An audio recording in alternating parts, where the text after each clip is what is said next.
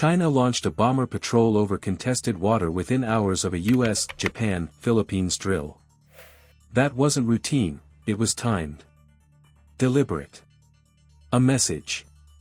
We're breaking down how Beijing tried to fracture the trio before it locked in, militia shadowing at ramming distance, loudspeaker threats, and targeted comms interference, while a US carrier group, Japanese escorts, and Philippine frigates tightened a defensive net. Stay for the key move that forced the militia to back off and why this proves one thing: collective defense works when the timing and sensors link up. Before we move on, I'd like to ask you a small favor. If you appreciate this content, please take a second to like this video and subscribe to the channel. Over 98% of you watch the videos without subscribing. It costs you nothing, but it makes a huge difference to us. So, did you click the subscribe button? Great! Thank you so much. Now, back to the video. Hours, not days. That's the point. When Beijing moves fast, it isn't trying to outweigh the formation, it's trying to outpace the brains in it. Speed narrows options. You react on the back foot, or you don't react at all. The drill builds out like a layered shell. Up front, the Philippines puts its best steel on the water, BRP Jose Rizal and BRP Antonio Luna, frigates with AW-159 helos ready to hop, dip their radars, and push eyes beyond the horizon. Out wider, a US Nimitz carrier strike group throws a long shadow, the kind that brings its own air wing and a screen of destroyers tuned to defend it. Japan's maritime self-defense force rides shotgun, escort slotted to stitch the gaps, radar cones overlapping like roof tiles in a storm. The US, Japan, and Australia eyeing joint Navy drills in the South China Sea this week. The Philippines, though, will not be part of the exercises due to military logistical limitations.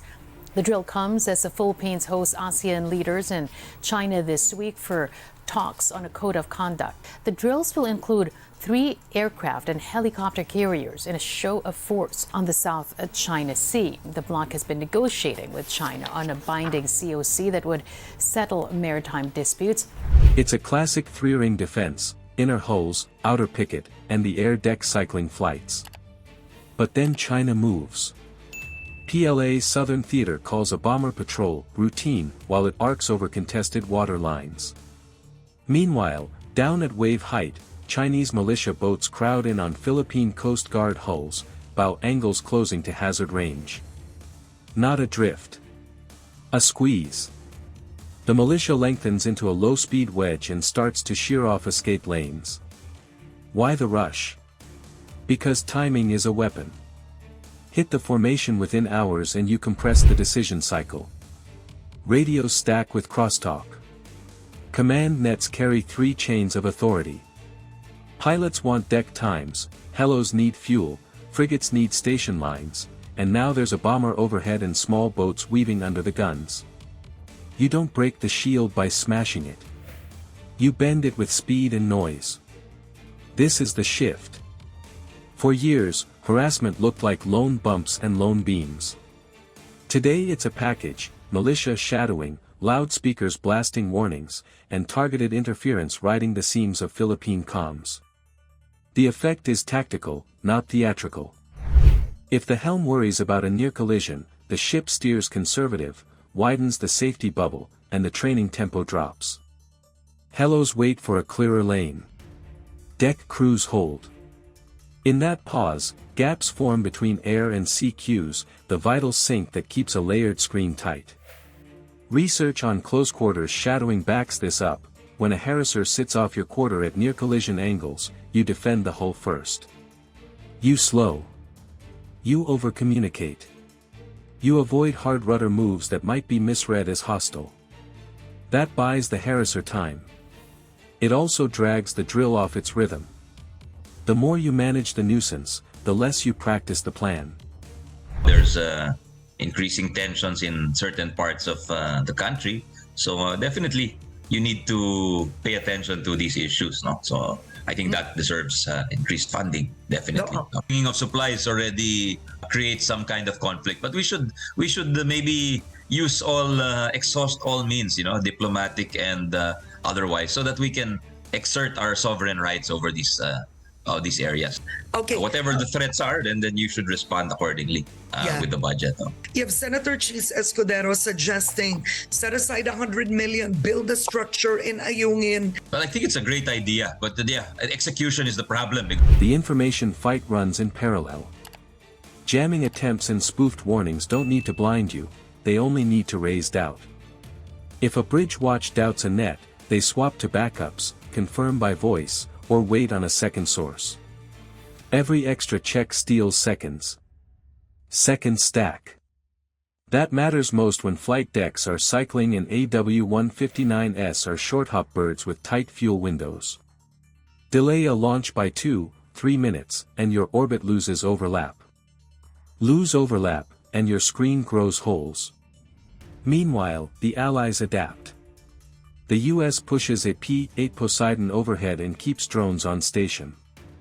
The picture stabilizes, contact by contact, a live map that doesn't care about loudspeakers or static. Japanese and US hulls close ranks around the Philippine units, shrinking the lanes that militia boats can exploit. Geometry becomes armor. You cut angles, deny crossing patterns, and reduce ramming chances to near zero without firing a shot. Here's the payoff. Once the sensor net locks and the escorts hold a tight box, the militia's game collapses. They peel off, not because anyone blinked, but because the view from above burned away their tactic. A cheap wedge needs blind spots. With persistent tracks, there aren't any. Collective defense looks abstract until it draws a clean line in the water and keeps it. And that bomber overhead? It never leaves the frame. That's the second layer of pressure, keep a heavy silhouette in the sky while the noise swirls below. The opening move tried to fracture the line with speed, clutter, and threat. It didn't break. Now the question shifts. If the electronic squeeze tightens and the bomber lingers, can the trio keep the deck cycles crisp, the nets clean, and the geometry sharp without giving up tempo or space? Collective defense lives or dies on timing, sensors, and discipline.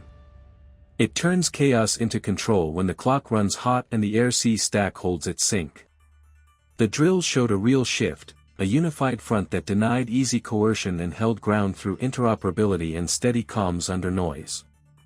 So what would you prioritize first? Air cover to keep the sky clean, electronic countermeasures to strip the static, or tight escort geometry to choke off harassment lanes?